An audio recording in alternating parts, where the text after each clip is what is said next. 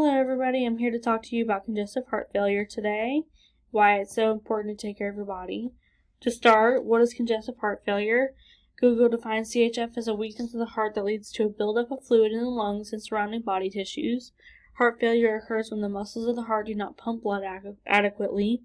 Diseases such as coronary artery disease or high blood pressure can leave the heart damaged and weak and unable to pump efficiently. Sometimes diseases leave your heart with too much scar tissue, which leaves the heart stiff and unable to pump blood.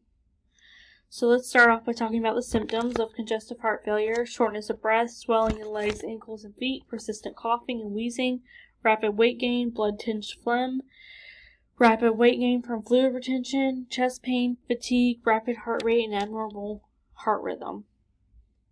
The biggest symptom to look for is the fluid retention. Renal perfusions begin to fail as the heart begins to fail, and producing a surplus amount of renin in the kidneys is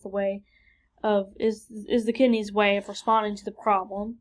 This causes more aldosterone being produced, which causes the fluid retention in the body. A person can develop swelling all over the body, not only in the legs, feet, and ankles. When patients develop pleural effusion and pulmonary edema, the feeling of breathlessness occurs.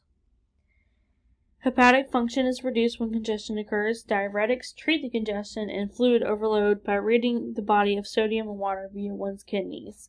The sodium brings water from the rest of your body with it from your blood and then reduces blood pressure.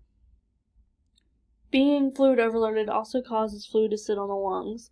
Excessive fluid can start to leak into the air sacs, and coughing is your body's way of trying to clear the blockages. Because of the coughing, blood-tinged mucus may be a result. Dyspnea is very common in the light of someone's heart failure diagnosis, and a lot of patients must wear a CPAP or BiPAP machine during the night to prevent the event of not being able to breathe while laying flat. Another common side effect is tiredness that comes with being in heart failure. This is because your body can't circulate blood the way that it should, and the organs in your body that are less vital than the heart and the brain do not get as much circulation. Lack of appetite and or nausea is another symptom. The digestive system does not receive as much blood as substances like sodium, which can disrupt the stomach's thinking. The patient should call the doctor if they feel dizzy, faint, or tired. The patient has nausea or diarrhea. The patient has a fever. The patient has swelling or a rash anywhere on their body. The patient's heartbeat changes. The patient has any other usual symptoms or problems that they would like to discuss with their doctor, or if the patient has any other questions that they're not sure what to do if they miss a dose of medication. And here are some other ways to reduce risk of developing heart failure. Treat high blood pressure, control diabetes, maintain healthy cholesterol levels, take heart protective medications as prescribed, healthy eating, no smoking, healthy weight, regular physical activity, and if you have heart failure, the biggest one is to know your fluid limit so you don't become fluid overloaded and have that sense of breathlessness from water sitting on your lungs. Diagnosis of congestive heart failure. Can be done with an EKG, an echocardiogram, review medical history, a physical exam, coronary angiography, stress test, MRI, chest x-ray, measuring a patient's ejection fraction, or a blood test, BMP. Diagnosing a patient with using the ejection fraction is the best way to diagnose heart failure. This is examined during an echocardiogram that takes all of 20 minutes. This measures how much blood pumps out of the left ventricle with each beat. If the patient's EF is below 40%, then a patient could have congestive heart failure and further investigating has to be done.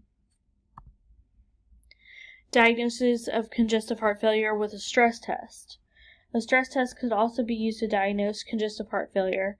The stress test is where the patient does some sort of physical exercise, such as riding a stationary bike or walking, running on a treadmill. As the patient exercises, the doctors or techs measure the heart rate and the blood pressure and the heart's electrical activity. If the patient becomes unstable, has cardiac arrhythmias, or develops shortness of breath, then the patient could have congestive heart failure.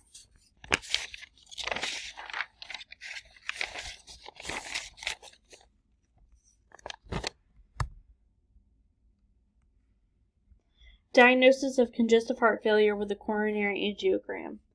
A coronary angiogram is a procedure that uses an X-ray machine to investigate the patient's blood vessels and to see if there is blood flowing through the heart. A dye is injected into the blood vessels of the heart while the X-ray machine shoots images of the blood vessels of the heart. Sometimes a cardiac catheter would be ordered, which is in the family of a coronary angiogram. This is a non-invasive procedure that threads a catheter through the arteries in your neck or groin and into the blood vessels of your heart. And this is the most invasive way to thoroughly diagnose cardiovascular congestive heart failure. The least invasive way to diagnose congestive heart failure is examining a family history. So the catheter flows through the blocked arteries, gets the blockages out. Sometimes they place stents during the procedure. Stents are a tube placed in the artery to keep it open and keep the blood flowing through it. Here's the dye. Okay. Ways to manage your congestive heart failure are to weigh yourself daily to see if you've gained fluid overload weight, eat a low salt heart healthy diet, track your fluid intake, that's the big one, take your medications as directed by your doctor, quit smoking, stay active, exercise, manage stress, attend follow-up appointments, lose weight if you're overweight, get adequate rest, avoid alcohol, and develop a support system with people around you to help manage the heart failure. Weigh yourself daily in the mornings before you eat breakfast and keep a record of your weight. Weight gain of 3 pounds in 2 days or 5 pounds in a week could be a result of fluid overload. Always check your feet, ankles, legs, hands, and stomach for swelling every day. Avoid using salt during meals. Avoid canned soups, processed foods like turkey, ham, sausage, bacon, bologna, and roast beef.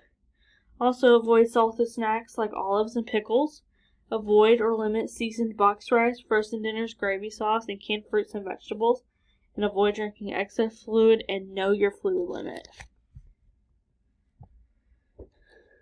Types of medications that are prescribed to heart failure patients include diuretics, ACE inhibitors, angiotensin receptor blockers, aldosterone antagonists, beta blockers, calcium channel blockers, vasodilators, digitalis, and potassium supplements.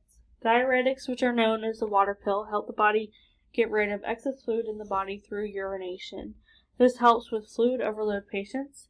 ACE inhibitors allow blood to flow more easily and makes the heart work easier and more efficient. Angiotensin receptor blockers relaxes the blood vessels and lowers blood pressure to decrease the heart's workload. Aldosterone antagonist blocks the hormone aldosterone to improve the heart's function. Beta blockers decrease the heart rate, which lowers blood pressure, making the heart beat more slowly with less force. Calcium channel blockers interrupts the movement of calcium in the cells of the heart and blood vessels, decreasing the heart's pumping strength and relaxing blood vessels.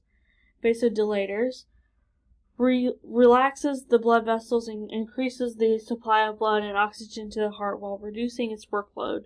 Digitalis increases the force of the heart's contractions, which can be beneficial in heart failure, and is also used to treat irregular heartbeats. Potassium supplements help control the heart rhythm, and some water pills will cause the loss of potassium. To help a patient know when to take their pills, use the 7-day pill box that has 3 or 4 slots for each day, or make a chart that shows each medication and the time or times to take it each day. The patient should make taking their medications part of something you do each day, such as brushing your teeth. If cost is a problem, the patient can also see and ask the doctor or pharmacist about generic medications. Sometimes they have coupons and stuff like that with the pharmacy. The patient can also ask about programs to help pay for medications. Okay.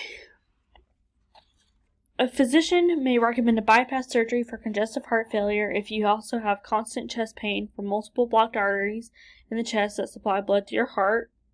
Also, if you've had other procedures that have not worked. During the procedure, the patient will be intubated, which means that a tube will be placed down the throat and breathing for the patient. The operation takes 3 to 6 hours, and the surgeon will cut down the center of the chest. They will spread the rib cage to get a good look at the heart and will temporarily stop the heart with medication. A heart-lung machine will keep blood and oxygen flowing through your body while your heart isn't beating.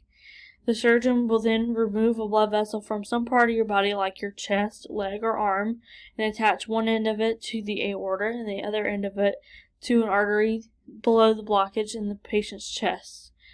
This creates a new route for blood to flow through the heart and around the blockages. The patient will then wake up in the ICU and the breathing tube will be inserted.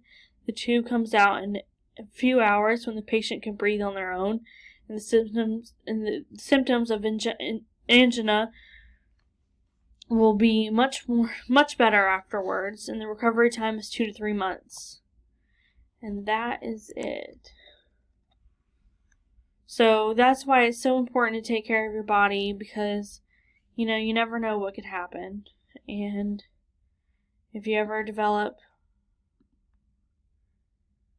congestive heart failure, you know what to do.